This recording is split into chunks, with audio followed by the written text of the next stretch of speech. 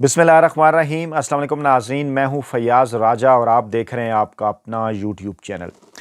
नाज़रीन, साबिक चेयरमैन पेमरा और सीनियर सहाफ़ी अफसार आलम साहब, जो कि मुस्लिम लीग नवाज़ की सीनियर क़यादत के इंतहाई करीब समझे जाते हैं और इमरान खान साहब के सख्त तरीन नाकदीन में उनका शुमार होता है, उनकी जानिब से मौजूदा DGISI जनरल आसिम मलिक साहब को तब्दील किए जाने के हवाले से एक बड़ा इंकशाफ सामने आया है। उनका दावा है कि आसिम मलिक साहब को आइंदा चंद हफ्तों के अंदर DGISI के ओहदे से हटाया जा सकता है। उन्होंने इस अपनी वीडियो के अंदर वीलाग के अंदर मेजर जनरल फैसल नसीर का जिक्र किया, साबिक DGISI जनरल नदीम अंजुम का जिक्र किया। दोनों के हवाले से मालूमात उन्होंने दी कि किस हद तक मुस्तकबिल के मुमकिना DGISI के वो उम्मीदवार हैं। लेकिन सवाल खड़ा हो गया कि इस तब्दीली की ज़रूरत मौजूदा इस्टेब्लिशमेंट को या मौजूदा हुकूमत को, मौजूदा आर्मी चीफ साहब को, फील्ड मार्शल साहब को क्यों पेश आ रही है। उनकी इस वीडियो के ऊपर एक रद्द अमल भी आया मुख्तलिफ ट्विटर अकाउंट से भी, जिनमें से एक अकाउंट के मुतल्लिक ये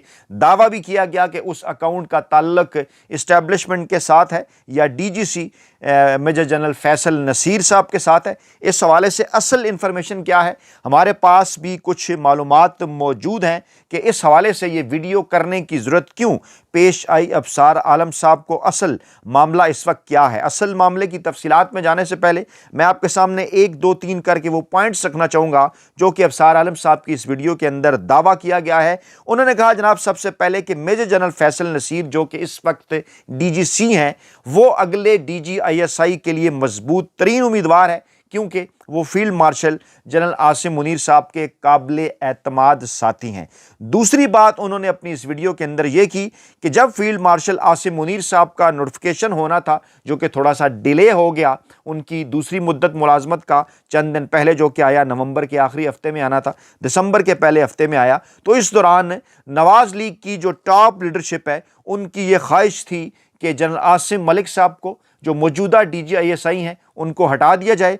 और उनकी जगह पे साबिक DGISI जनरल नदीम अंजुम साहब को एक बार फिर DGISI बना दिया जाए, जो कि इस वक्त रिटायर हैं। और तीसरा दावा जो है वो अफसार आलम साहब ने यह किया कि नवाज लीग नदीम अंजुम साहब को DGISI लगाना चाहती थी, तजवीज़ मुस्तरद हो गई। उसके बाद नेशनल सिक्योरिटी एडवाइज़र लगाने को कहा गया, वो भी नहीं माना गया। फिर अमेरिका में सफ़ीर की तजवीज़ दी गई, अमेरिका में सफ़ीर लगाने की, वो भी मुस्तरद हो गई। और अब शायद नदीम अंजुम साहब को कोई बड़ा ओहदा ना मिल सके। ये बड़े इंकशाफात जब आए उनके सामने, खुलबली मच गई सोशल मीडिया के ऊपर, ट्विटर अकाउंट के ऊपर कि एक ऐसी शख्सियत जो कि नून लीग की सीनियर क़यादत, ख़ास तौर पे नवाज शरीफ साहब के बड़े करीब समझे जाते हैं,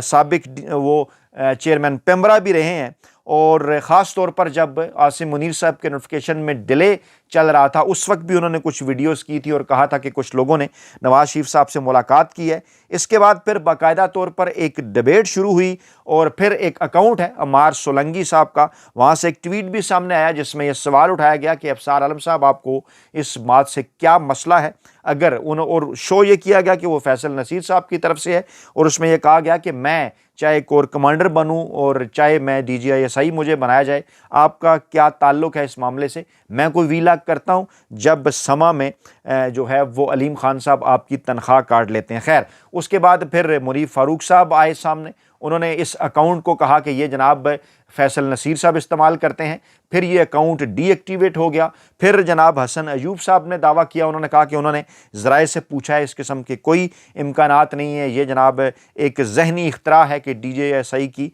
तब्दीली होने जा रही है। अब इस हवाले से असल मामला क्या है, इसके अंदर ख़बर क्या है, जो थोड़ी सी हमने इन्फॉर्मेशन भी गैदर की है तारीखी हक़ाइक़ की रोशनी के अंदर भी, वो भी हम आपके सामने रखते हैं। पहले जो थोड़ा सा बैकग्राउंड आपको बताना ज़रूरी है वो जनाब ये है कि इस वक्त पाकिस्तान के अंदर एक हाइब्रिड रजीम जो है वो चल रहा है, और ये जो 2025 का हाइब्रिड रजीम है इस वक्त जो चल रहा है, जो कि 2022 से शुरू हुआ, इससे पहले पाकिस्तान को 3 बड़े मार्शल लॉ का सामना, अगरचे 4 मार्शल लॉ आए लेकिन 3 बड़े मार्शल लॉ का सामना करना पड़ा। ज़िया साहब ने कोई 11-12 साल लगाए, अयूब साहब ने, अगर उनकी आर्मी चीफ की मुद्दत भी शामिल कर ली जाए और बाद वाली भी, और फिर कोई 10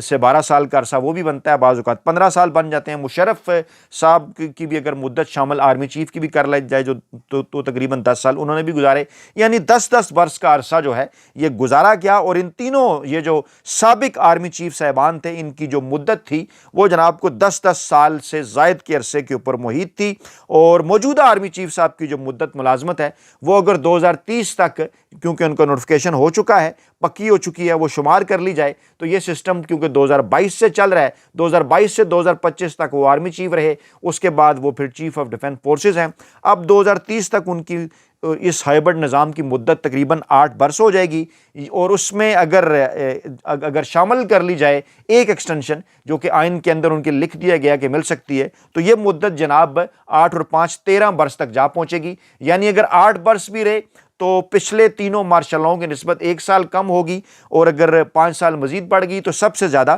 تقریباً 13 سال تک ہو جائے گی، جو ایک ریکارڈ ہوگا۔ اچھا، اب آگے بڑھنے سے پہلے آپ نے ایک بات یہ بھی جناب آپ نے ذہن میں رکھنی ہے کہ جناب یہ جو تینوں ماضی کے آرمی چیف تھے، یہ جو تینوں جو ہے وہ مارشل لا لگانے والے جرنیل تھے، جنرل ضیاء، جنرل ایوب اور جنرل مشرف، اپنے آخری ادوار کے اندر جو ہے وہ خفیہ ایجنسی ISI کے ساتھ ان کے تعلقات اس طرح سے آئیڈیل نہیں رہے تھے، اور کہا یہ جاتا ہے کہ جنرل ضیاء الحق صاحب کے خلاف بھی ISI ہو چکی تھی، ان سے پہلے جنرل ایوب صاحب کے خلاف بھی ISI ہو چکی تھی۔ جنرل یحییٰ جب آئے تھے، اقتدار جب ان کے حوالے کیا گیا تو ان کے باقاعدہ رابطے تھے ISI کے ساتھ، وہ باقاعدہ ایک پوری تاریخ ہے۔ اس کے بعد پھر ضیاء صاحب جب آئے تو انہوں نے تو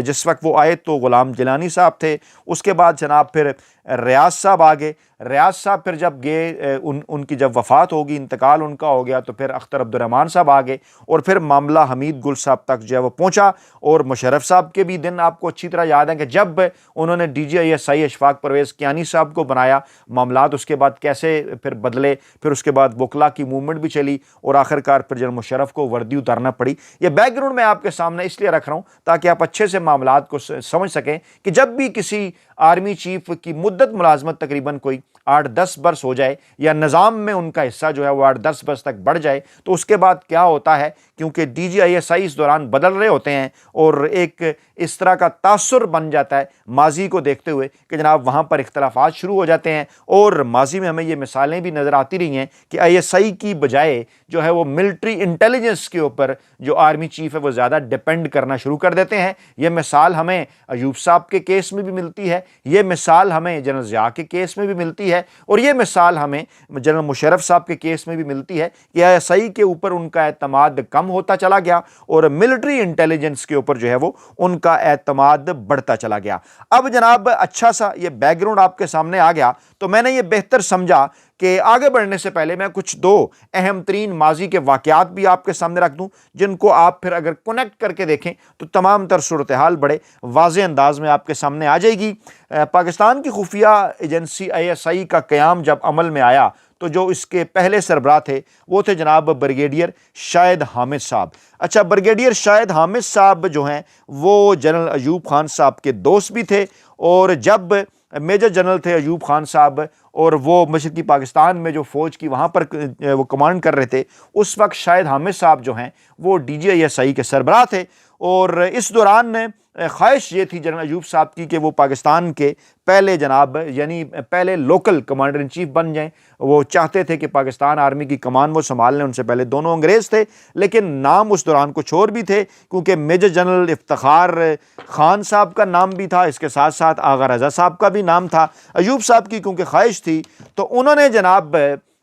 اس بات کی درخواست کی اس وقت کے DG ISI شاہد حامد صاحب سے کہ کسی طرح جناب وہ کوئی ایسا کام کریں کہ میں جناب پاکستان کا آرمی چیف بن جاؤں۔ وہ میجر جنرل افتخار خان سے بہت نالاں تھے اور ان کے خلاف سازشوں کے اندر بھی مصروف رہتے تھے۔ حقائق یہ بتاتے ہیں، کیونکہ کھلی حقیقت یہ تھی کہ افتخار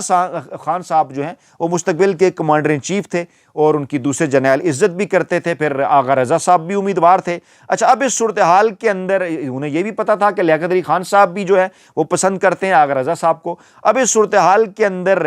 خواب دیکھ رہے تھے ایوب خان صاحب، تو ان کے روابط اسکندر مرزا صاحب کے بھی ساتھ تھے، اور انہوں نے ISI کے سربراہ سے رابطہ کیا اور ان سے درخواست کی کہ وہ آغا رضا کے خلاف کوئی رپورٹ تیار کریں تاکہ ان کو کمانڈر ان چیف بنانے کی تجویز کو ختم کرایا جا سکے اور ایوب خان صاحب کا راستہ ہموار کیا جا سکے۔ لیکن ISI کے جو اس وقت کے سربراہ تھے انہوں نے جناب یہ حکم ماننے سے،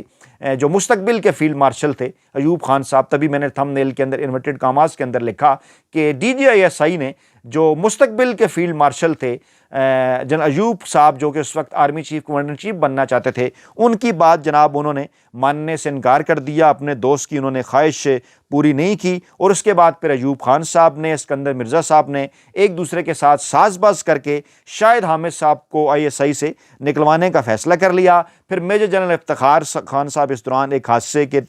طیارے کے حادثے میں ان کی ہلاکت ہو گئی، اور ایوب خان صاحب کے کمانڈر ان چیف بننے کے امکانات روشن ہو گئے۔ سوال نشان اپنی جگہ قائم رہے کہ آخرکار افتخار خان صاحب کا یہ جو حادثہ تھا یہ کیسے اور کیوں کر ہوا۔ اب آپ نے یہ واقعہ بھی ذہن کے اندر رکھنا ہے کہ کیسے جناب ISI کا استعمال اس وقت کرنے کی کوشش کی گئی، اور یہ پاکستان کی تاریخ ہے کہ اس وقت کے ایک DGISI نے باقاعدہ طور پر انکار کر دیا ایسے کسی بھی عمل کا حصہ بننے سے، سکندر مرزا صاحب کو بھی یعنی اس وقت کی حکومت کو، اور اس کے ساتھ ساتھ اپنے دوست ایوب خان صاحب کو بھی، جو کہ مستقبل کے فیلڈ مارشل جو ہے وہ بننے جا رہے تھے آرمی چیف بننے کے بعد، کیونکہ انہوں نے خود کو فیلڈ مارشل کے عہدے کے اوپر بھی آپ کو یاد ہوگا اگر آپ نے تاریخ پڑھی کہ 1965 میں انہوں نے اپائنٹ کر لیا تھا۔ اچھا، یہ واقعہ اب میں یہیں پہ روکتا ہوں۔ اب میں سامنے آپ کے دوسرا واقعہ رکھتا ہوں کہ جنرل ضیاء صاحب کے دور کے اندر یہ ہوتا ہے جناب کہ جب ان کو اس بات کا پتہ چلتا ہے کہ مین سٹیم لائن میں تو جو ہے وہ افغانستان جنگ کے بعد جنرل اختر عبد الرحمان صاحب آ رہے ہیں، تو وہ جناب پھر انہیں جب 1987 کے اندر سائیڈ لائن کرتے ہیں، اس دوران کیونکہ ملک کے اندر ایک ہائبرڈ نظام قائم کر دیا جاتا ہے، جنوجو صاحب آ چکے ہوتے ہیں 85 کے اندر، تو پھر جب اختر عبد الرحمان صاحب کو وہ تبدیل کرتے ہیں تو تاریخ یہ بتاتی ہے کہ جو اگلے DGISI تھے حمید گل صاحب، وہ آپشن تھے، وہ چوائس تھے جنوجو صاحب کی، وہ ضیاء صاحب کی چوائس نہیں تھے، اور جنوجو صاحب جا کر ان سے ملتان میں ملے بھی تھے جب وہ وہاں جو ہے وہ کمانڈ ہیڈ کر رہے تھے، اور انہوں نے بتایا تھا کہ میں آپ کو ISI کا نیا DG بنا رہا ہوں۔ اچھا، اس کے بعد ہوتا پھر جناب یوں ہے کہ اہم فیصلہ تھا حمید گل صاحب کو ISI کا سربراہ بنانا۔ اس کے بعد پھر اطلاعات یہ آئیں کہ محمد خان جنوجو صاحب نے ضیاء الحق صاحب کی نگرانی کروانا شروع کر دی، اور پھر ان کے کہنے پر ضیاء الحق صاحب کے ٹیلی فون جو انہوں نے جو ہے وہ ٹیپ کرنے شروع کر دیے، اور تاریخ ہمیں یہ بتاتی ہے کہ اسلام آباد کے قریب ایک جدید مگر چھوٹی سی ٹیلی فون ایکسچینج قائم کر لی گئی۔ کسی نہ کسی طرح جنرل ضیاء الحق صاحب کو اس معاملے کا پتہ چل گیا، ان تک یہ بات پہنچ گئی کہ جنیجو جناب ان کی جاسوسی کروا رہا ہے۔ چنانچہ ضیاء الحق صاحب نے ISI کے اوپر انحصار کم کر دیا اور زیادہ انحصار انہوں نے ملٹری انٹیلیجنس کے اوپر کرنا شروع کر دیا۔ اب یہاں ذرا تھوڑی دیر کے لیے آپ نے رکنا ہے۔ اچھا، خصوصی طور پر ضیاء الحق صاحب نے جو ہے وہ جو نگرانی تھی وہ جناب انہوں نے کچھ لوگوں کی کروائی، اور کیونکہ انہیں اس بات کا پتہ چل گیا کہ جناب جو انٹیلیجنس بیورو ہے وہ بھی جنوجو صاحب کی مدد کر رہی ہے، ISI کے کچھ آفیسرز بھی جنوجو صاحب کے وفاداروں کے اندر شامل ہو گئے ہیں۔ پھر آخرکار مئی 1988 میں ان کو اس بات کے مکمل ثبوت مل گئے کہ جنیجو ان کی جاسوسی کروا رہے ہیں، تو پھر جناب ضیاء الحق صاحب کے دفتر اور گھر کے ٹیلی فون ٹیپ کرنے کے ساتھ ساتھ ان سے جو لوگ ملاقاتیں کر رہے تھے ان کی بھی نگرانی جو ہے وہ کروائی جا رہی تھی۔ یہ تمام تر چیزیں جب جنرل ضیاء الحق صاحب کے پاس پہنچیں تو ضیاء الحق صاحب نے 29 مئی 1988 کو جناب جنوجو صاحب کا بوریا بستر جو ہے وہ گول کر دیا۔ اب آپ سے درخواست یہ ہے کہ آپ ان تمام تر حقائق کو اپنے سامنے رکھیں، ان تمام تر حقائق کو جو ہے وہ مد نظر رکھیں، اور پھر یہ جو موجودہ صورتحال ہے اس کا جائزہ لیں، اور اس میں پھر تمام تر جو ڈاٹس ہیں وہ کنیکٹ کرنے کی کوشش کریں۔ چند عرصے سے اس قسم کی خبریں آ رہی تھیں کہ ندیم انجم صاحب جو اس سے پہلے DGISI تھے وہ جناب کچھ ایسے ٹاسک پورے نہیں کر سکے جو کہ چاہتے تھے فیلڈ مارشل صاحب ان سے پورے کروانا، بلکہ وہ براہ راست جو ہے وہ فیصل نصیر صاحب پورے کرتے رہے، اور فیصل نصیر صاحب کیونکہ میجر جنرل تھے اور DGISI کے لیے لیفٹنٹ جنرل ہونا ضروری ہے، تو پھر عاصم ملک صاحب آئے، ابھی ان کو تقریباً سال سوا سال کا عرصہ ہوا ہے، ستمبر 2024 کے اندر وہ آئے تھے۔ عمومی طور پر ایوریج مدت کوئی 3 سال سمجھی جاتی ہے، لیکن جلدی بھی لوگ جاتے رہے ہیں، اس سے زیادہ عرصہ بھی رہے ہیں۔ تو اب اس ڈیبیٹ کا ایک دم سے سامنے آ جانا، کیونکہ ندیم انجم صاحب جن کے متعلق کہا جاتا ہے کہ وہ شریف خاندان کے بڑے قریب سمجھے جاتے رہے ہیں، مریم نواز صاحبہ کے بڑے قریب سمجھے جاتے رہے ہیں، اس حوالے سے لوگ دعویٰ بھی کرتے رہے ہیں، اور پھر جب ان کو ہٹایا گیا تو اس وقت بھی نواز شریف صاحب نے یہ کوشش کی تھی کہ ان کو ایک توسیع جو ہے وہ مزید مل جائے، ان کو کوئی توسیع نہیں مل سکی، عاصم ملک صاحب آگے، اور اب اس قسم کی خبریں ایک دفعہ پھر مارکیٹ کے اندر کچھ اکاؤنٹ سے آ رہی ہیں سامنے کہ عاصم ملک صاحب شاید اس طرح سے وہ ٹاسک پورے جو ہے وہ نہیں کر پا رہے۔ یہ دعویٰ کیا جا رہا ہے کچھ حلقوں کی جانب سے، اور کچھ حلقے یہ بھی دعویٰ کر رہے ہیں کہ زیادہ جو اس وقت جو ڈپینڈنس ہے پاکستان کی ٹاپ ملٹری اسٹیبلشمنٹ کی، وہ ISI کی بجائے جو ہے وہ ملٹری انٹیلیجنس کے اوپر ہے۔ اور چند دن پہلے کچھ اس قسم کی خبریں بھی آئی تھیں کچھ اکاؤنٹ سے، کچھ ویڈیوز، کچھ ویلاگز بھی اس قسم کے کیے کہ جن کے کچھ تصدیق تو نہیں ہو سکی، لیکن ملٹری انٹیلیجنس اور ISI کے درمیان کچھ اختلافات کے حوالے سے بھی کچھ انکنفرم قسم کی لوگوں نے خبریں چلائیں۔ میں کم از کم اس کی تصدیق نہیں کرتا، لیکن بہرحال اس قسم کا ایک ماحول جو ہے وہ بن چکا تھا، اور اب اس ماحول کے اندر اس قسم کے دعوے کا ابصار عالم صاحب کی جانب سے سامنے آنا کیا ظاہر کرتا ہے؟ اور ہمیشہ سے اگر آپ کا ماضی کا مطالعہ ہو تو آپ حال کا تجزیہ کرتے وقت اگر ماضی کی تاریخ کو سامنے رکھ کر جو ہے وہ تجزیہ کرنے کی کوشش کریں اور پھر خبر عوام کے سامنے رکھیں تو یقینی طور پر اس خبر کو 4 چاند لگ جاتے ہیں۔ ماشاءاللہ آپ بہت سمجھدار ہیں۔ آپ کے کمنٹ باکس میں آپ کے فیڈ بیک کا انتظار رہے گا۔ اپنا خیال رکھیے گا۔ اللہ نے کے بعد